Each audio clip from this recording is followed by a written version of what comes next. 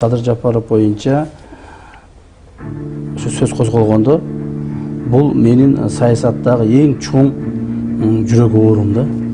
Жүрөк оорум. Бул жөнүндө мен көп айта албайм, бирок ал кишинин бүгүнкү күндө акыйкатсыз, ырайымсыз түрмөдө отургандыгын белгилейм. Жана ошону чыгарууга президенттен дагы бир жолу суранып кетем.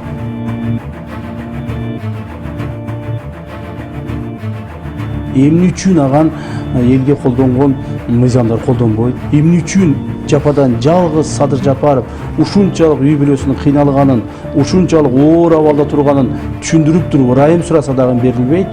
Бул суроо коомчулукта азыр турат да.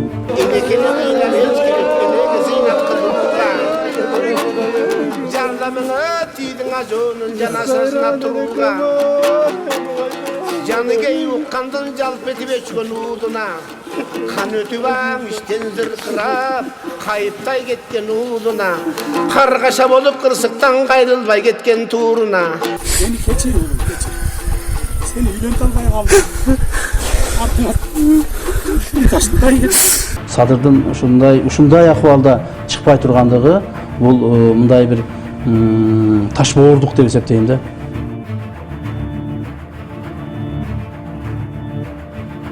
Садырдын ырайымга кайрылбайм дегенде кайрылып, ушул эң биринчиден бала чакаң үчүн, тууган уругуң үчүн, эл журт үчүн кайрылып бер деп биз суранганбыз.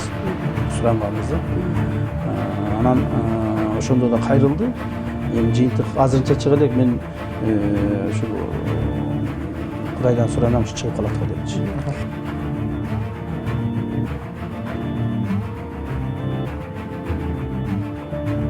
Бул менин саясаттагы эң чоң жүрөк оорум да. Жүрөк оорум.